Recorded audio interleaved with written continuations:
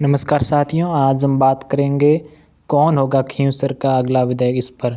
तो हम बात करते हैं सबसे पहले भारतीय जनता पार्टी की। तो भारतीय जनता पार्टी ने वो खींवसर विधानसभा उपचुनाव में है वो अपना प्रत्याशी पहले ही घोषित कर दिया, जिसका नाम है रेवंत राम डांगा। वहीं कांग्रेस और राष्ट्रीय लोकतांत्रिक पार्टी गठबंधन को लेकर मंथन कर रही थी, लेकिन कल शाम को इस बातों पर भी विराम लग गया है।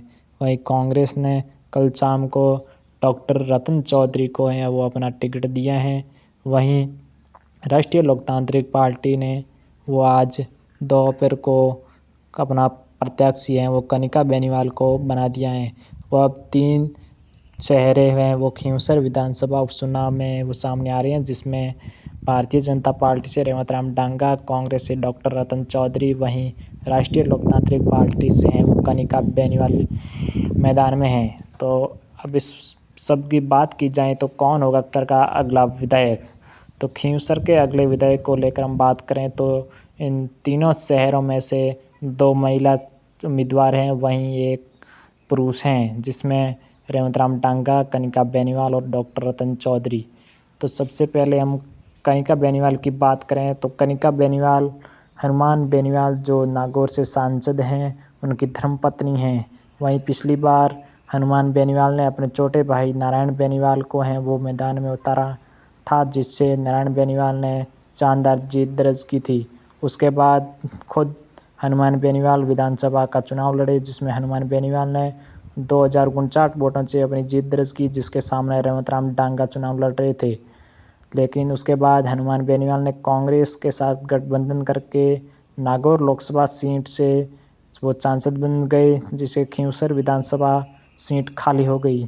उसके बाद हनुमान बेनीवाल ने अपनी धर्मपत्नी को मौका दिया, जिससे राष्ट्रीय लोकतांत्रिक पार्टी के कार्यकर्ताओं में खुशी का माहौल है, क्योंकि इस बार ज़्यादातर कार्यकर्ता ये मान रहे थे कि कहीं ना कहीं खींवसर विधानसभा सीट से कनिका बेनीवाल को मौका देना चाहिए। अब बात की जाए रेवंत राम डांगा की, तो रेवंत राम डांगा राष्ट्रीय लोकतांत्रिक पार्टी खींवसर पंचायत समिति के प्रधान रह चुके हैं, जिसने पिछली बार हनुमान बेनीवाल के सामने भारतीय जनता पार्टी ज्वाइन करके चुनाव लड़ा, जिससे हनुमान बेनीवाल को कड़ी टक्कर देकर 2059 वोटों से पराजित हुए और हनुमान बेनीवाल विधायक बन गए। इसी के बाद भारतीय जनता पार्टी ने फिर से रेवंत राम डांगा पर विश्वास जताया और रेवंत राम डांगा को खींवसर विधानसभा उपचुनाव में दूसरी बार प्रत्याशी बनाया।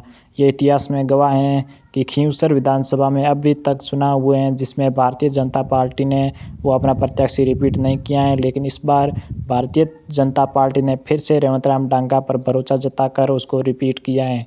वहीं लोगों में रेवंत राम डांगा के प्रति इतनी सहानुभूति नहीं है, क्योंकि भारतीय जनता पार्टी पिछले कई वर्षों से है वो पार्टी के शीर्ष कार्यकर्ताओं को टिकट नहीं दे रही है। वहीं इस बार रेवंत राम डांगा के बारे में अभी कुछ नहीं कह सकते हैं। वहीं बात की जाए डॉक्टर रतन चौधरी की, तो डॉक्टर रतन चौधरी पिछले काफ़ी समय से हैं वो कांग्रेस में हैं और वो कांग्रेस से टिकट की दावेदारी कर रही थी। वहीं डॉक्टर रतन चौधरी के पति डॉक्टर सवई सिंह चौधरी हैं वो भारतीय जनता पार्टी में थे और वो भारतीय जनता पार्टी से टिकट की दावेदारी कर रहे थे, लेकिन भारतीय जनता पार्टी ने वो टिकट रेवंत राम डांगा को दे दी, जिससे डॉक्टर सवई सिंह हैं वो भारतीय जनता पार्टी से नाराज़ थे।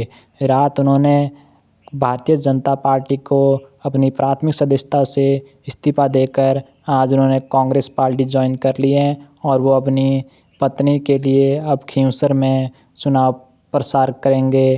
तो अब बात की जाए कौन होगा खींवसर का अगला विधायक, तो अब तीनों पार्टियों के लिए अब चुनौती है कि क्या खींवसर की जनता किसको मौका देती है, क्योंकि तीनों उम्मीदवार बहुत ही जोश से चुनाव लड़ रहे हैं। वहीं कनिका बेनीवाल एक मजबूत कार्यकर्ता हैं, रेवंत राम डांगा भी मजबूत कार्यकर्ता हैं और डॉक्टर रतन चौधरी भी एक मजबूत से अपनी पैरवी कर रहे हैं। लेकिन अब बताने वाली बात होगी कि क्या खींवसर की जनता अपना किसको जीत का दावेदार बताएगी। आप सभी लोग कमेंट करके बताएं कौन होगा खींवसर का अगला विधायक। अब हमारी सूत्रों के खबर आ रही है, हमारे मुताबिक यह है कि इन तीनों उम्मीदवारों में से कनिका बेनीवाल और रेवंतराम डांगा के बीच कड़ी टक्कर होगी। अब देखने वाली बात होगी कि क्या खींवसर की जनता किसे अपना प्रत्याशी और अपना विधायक बनाती हैं। तब तक के लिए आप हमारे इस चैनल पर जुड़े रहें और वीडियो के आगे से आगे शेयर करें। आपका बहुत बहुत धन्यवाद। राम राम सा।